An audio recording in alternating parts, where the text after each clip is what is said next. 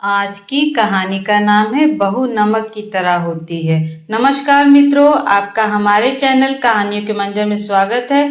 कहानी सुनने से पहले हमारे चैनल को लाइक और सब्सक्राइब करना ना भूलें। तो आइए सुनते हैं कहानी। मुरैना भदोही गांव की रहने वाली रीवा, इलाहाबाद के एक बड़े व्यापारी का बेटा सूरज के साथ उसका विवाह हुआ। नए घर में बड़े ही आदर सम्मान के साथ रीवा ने गृह प्रवेश किया। शादी के 2-3 साल काफी मजे और खुशी के साथ निकल गए और जैसे जैसे दिन बीतता गया रेवा अपनी जिम्मेदारियों के बोझ तले दबती चली गई। रेवा की सास भी रेवा से काफी खुश थी कि रेवा बहू अपना घर संभाल कर और संसार सब कुछ अच्छी तरह से संभालने लगी है। गर्मी की छुट्टी पड़ गई। रीवा अपने मायके जाने की बात सास से बोली। मम्मी 2 साल हो गए मैं मायके नहीं जा पाई, क्या मैं थोड़े दिन जाकर आऊं? सास ने जवाब दिया, देखो रेवा, अगले साल चले जाना। यह रेवा सुनकर काफी नाराज और दुखी होकर सोचने लगी कि जब चंचल दीदी हर 3 महीने पे घर आती हैं तो मम्मी काफी खुश होती हैं और कहती है दिन के बाद आई हो और मुझे 2 साल हो गए, मेरे बारे में कुछ सोचती ही नहीं, मेरी खुशी किसी के लिए कोई मायने रखती ही नहीं। और क्या दिन भर मैं इन लोगों को खाना बनाकर खिलाती रहूं, घर का सारा काम करती रहूं, क्या मेरी यही जिंदगी है? और रेवा कमरे में आंसू की धारा समेटे दाखिल हुई। शाम को चंचल दीदी आने वाली हैं, देखना मम्मी कितना खुश होती हैं।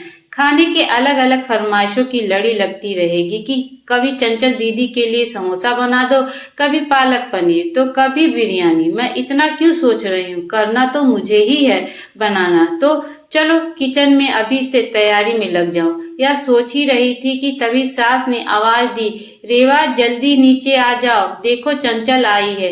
रेवा अपने चेहरे पर मुस्कान लिए अपने दुख को अंदर एक कोने में दबाए अपनी नंद का स्वागत करती है। कैसी हो भाभी? चंचल रेवा से बोली। अच्छी हूँ दीदी, और घर में सब कुछ कैसे है? अच्छा, हमारे जीजा जी कैसे हैं? चंचल शर्माते हुए कहती है, वह भी अच्छे हैं। अच्छा दीदी आप बैठो, मैं नाश्ता बनाकर लाती हूँ। नहीं नहीं भाभी, कुछ मत बनाओ, मैं अभी घर से नाश्ता करके आई हूँ और भाभी केवल 2-3 घंटे ही रहूंगी क्योंकि सास की तबीयत ठीक नहीं है।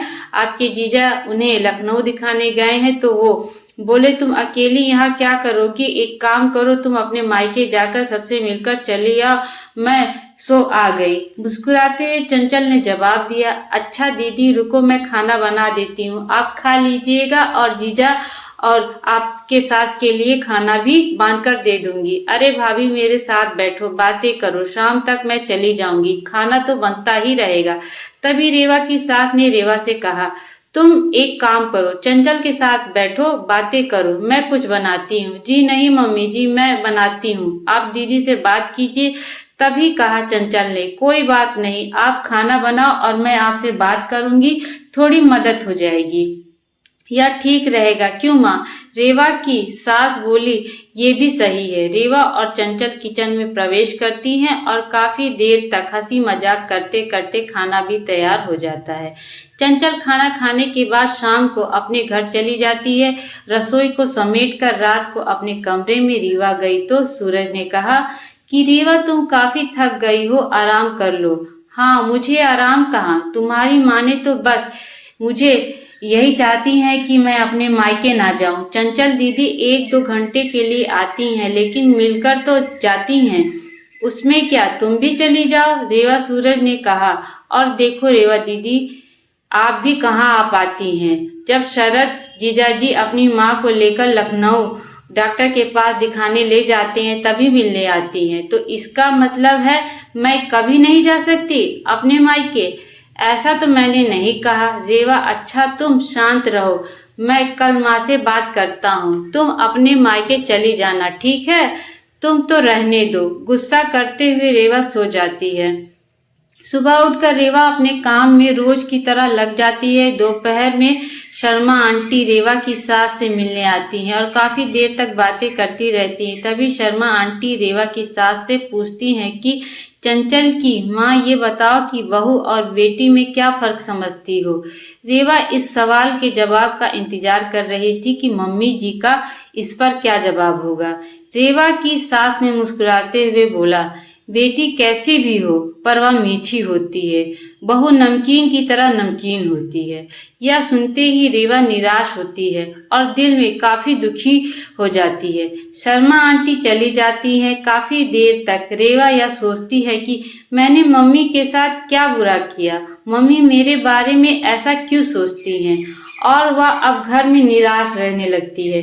निराश रेवा को देखकर एक दिन रेवा की सास ने पूछा, रेवा यहाँ आओ, तुमसे कुछ किसी ने कहा है क्या, या सूरज ने कुछ बोला है? कुछ नहीं मम्मी जी, रेवा की आवाज में दर्द था। रेवा की सास ने अपने पास बिठाकर पूछा, नहीं तुम बताओ रेवा क्या हुआ। रेवा की आंखों में आंसू भर आई और रेवा ने सास को सारी बात बता दी कि कैसे शर्मा आंटी से आपने बेटी और बहू में फर्क बता रही थी। ओह, यह सुनकर तुम नाराज हो गई? बस इतनी सी बात?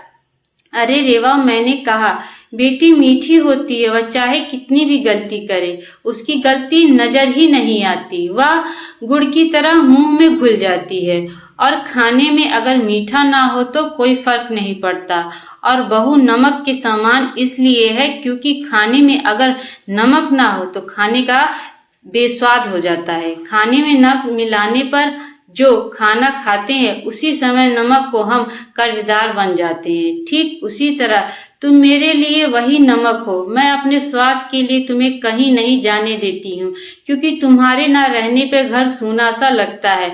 इस घर को संभालती हूँ इसलिए हम तुम्हारे कर्जदार हैं। रेवा सारी बात समझ जाती है और अपनी सास के गले लिपटकर रोने लगती है। शाम को सूरज जब घर आता है तो अपनी माँ से कहता है कि माँ, रेवा अपने मायके जाना चाहती है एक दिन के लिए। रेवा तपाक से बोल उठी, नहीं नहीं, मुझे नहीं जाना, मैं चली गई तो खाना कोई स्वाद का नहीं रहेगा। सूरज को कुछ समझ नहीं आया कि कल रात मायके जाने के लिए गुस्से में कह रही थी। अचानक से इसे क्या हो गया? सूरज सोचने लगा कि इन औरतों को समझना मर्दों के बस के परे है। रेवा की सास रेवा के सिर पर हाथ फेरकर कहती है और सूरज को टक लगाकर रेवा अपनी माँ को देखता है। मेरे प्यारे मित्रों, आज की कहानी यहीं पे समाप्त होती है। मेरी कहानी आप लोगों को कैसी लगी कमेंट करके जरूर बताइएगा। धन्यवाद।